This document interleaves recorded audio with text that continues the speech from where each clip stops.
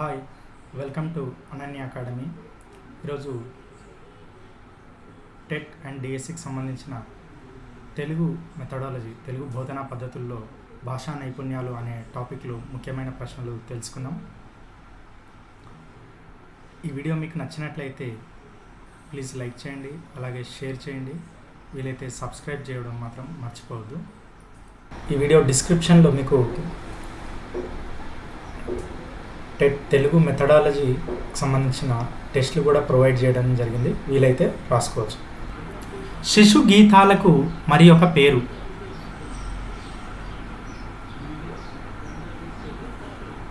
బాలగేయాలు. వాచికాభివృద్ధి దీనిపై ఆధారపడి ఉంటుంది.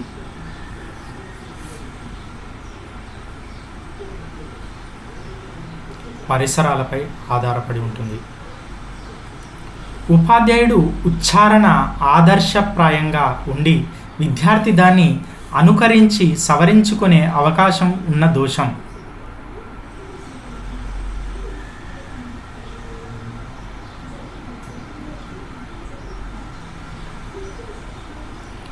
వన్ మరియు టూ అంటే వేగోచ్చరణ దోషం, సమవేగం రాహిత్య దోషం.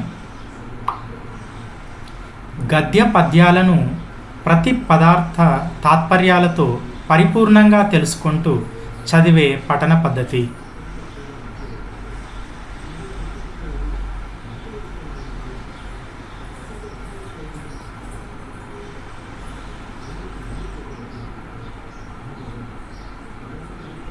క్షుణ్ణ పఠనం. దృష్టలేఖనానికి మరో పేరు.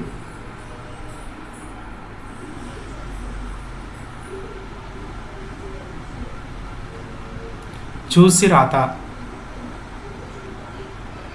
శ్రవణ నైపుణ్య ప్రధాన ఉద్దేశం.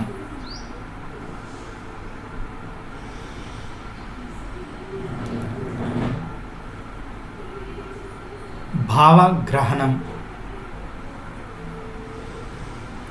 వస్తూత్పత్తి ఎలా జరుగుతుంది?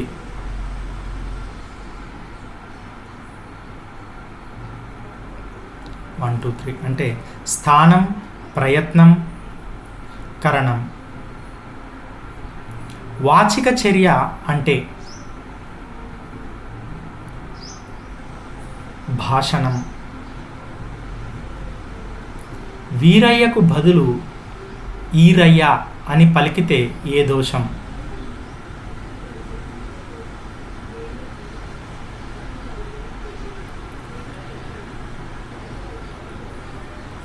హల్లులకు అచ్చులు పలకడం. మన దేశంలో సాంప్రదాయకంగా వస్తున్న ప్రాంతీయ బోధనా పద్ధతి.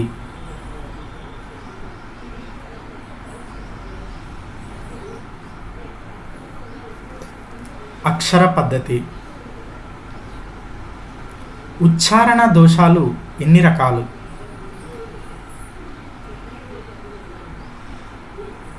5 రకాలు. భాషా నైపుణ్యాల వరుస క్రమాన్ని రాయండి.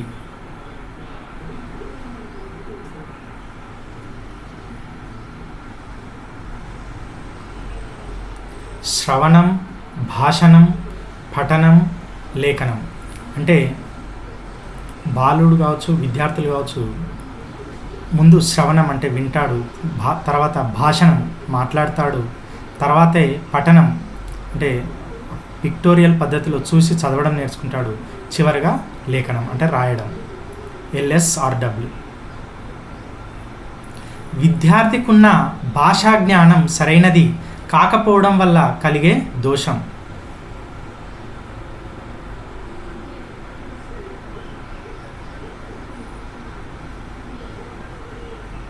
భాషా దోషం. పఠన నైపుణ్యం వల్ల కలిగే ప్రయోజనాలు.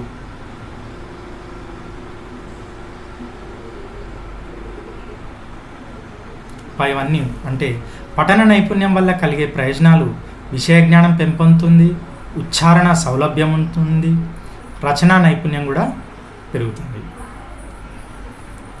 పిల్లలు శిశు గీతాలు ఇష్టపడటానికి కారణం.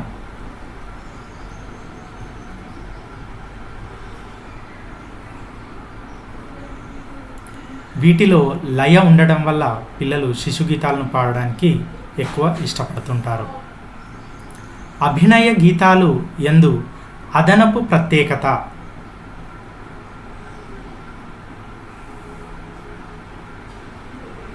అభినయం ఉత్తర రచనకు సంబంధించిన విషయాన్ని ఎన్నుకోవడంలో విద్యార్థికి సహకరించేది.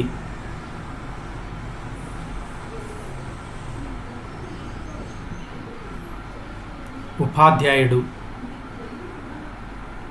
శ్రవణ లోపాలకు కారణం.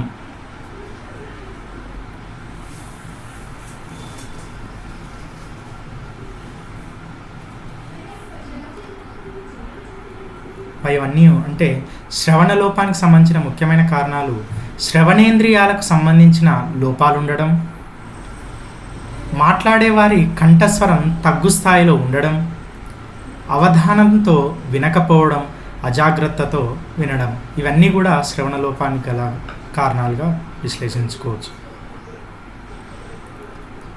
Bad spelling is result of bad hearing అని చెప్పింది.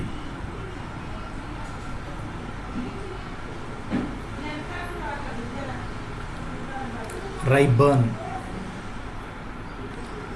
నిత్య జీవితంలో జీవనోపాధి రంగంలో రాణించడానికి ఉపయోగపడే నైపుణ్యం.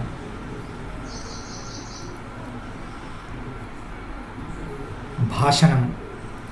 భాషణం సరిగ్గా ఉంటే అతను ఎక్కడైనా నిజ జీవితంలో పనిచేయగలుగుతాడు. ఫర్ ఎగ్జాంపుల్ మార్కెటింగ్ ఫీల్డ్ తీసుకుంటే మొత్తం భాషణం పైనే అది ఎక్కువగా డిపెండ్ అయి ఉంటుంది. మన ఉపాధ్యాయ వృత్తి కూడా భాషణం పైనే ఎక్కువగా ఆధారపడి ఉంటుంది. విద్యార్థులను అట్రాక్ట్ చేయాలన్నా కూడా మన భాషణం సరిగా ఉండాల్సిందే. ఇది ముఖ్యంగా రాజకీయ నాయకులకు ఈ భాషణం యొక్క నైపుణ్యం చాలా అవసరం ఎక్కువగా ఉంటుంది. ఇతర భాషా నైపుణ్యాలు ఏ నైపుణ్యం వలన ఆధారపడి ఉంటాయి?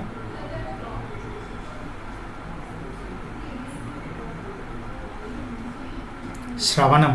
అంటే మనం ఎంత ఎక్కువగా వినడం వల్ల ఆ ఇతర భాషలు అంత ఎక్కువగా నేర్చుకోవడానికి అవకాశం ఉంటుంది. అందుకే మనని ఇంగ్లీష్ నేర్చుకోవాలంటే ఇంగ్లీష్ న్యూస్ వినడం కానీ, ఇంగ్లీష్ మూవీస్ చూడడం కానీ చెప్తూ ఉంటారు మనం. వాచిక చర్య ఏ దశలో గట్టి పునాది వేయాలి?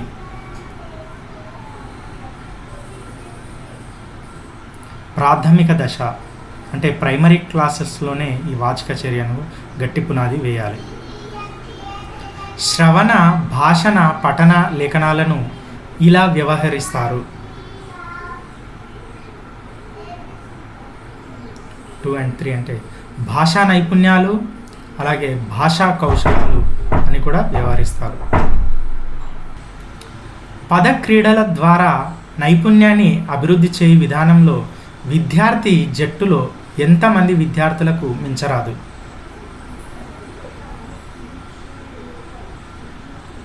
10 మంది. అంటే పద క్రీడలు నైపుణ్యాన్ని అభివృద్ధి అంటే ఒక్కొక్క గ్రూప్లో 10 మెంబర్స్ కంటే ఎక్కువ ఉండకుండా చూసుకోవాలి. ఏ తరగతి నుంచి చరిత్ర కథలను ఎక్కువగా చెప్పాలి?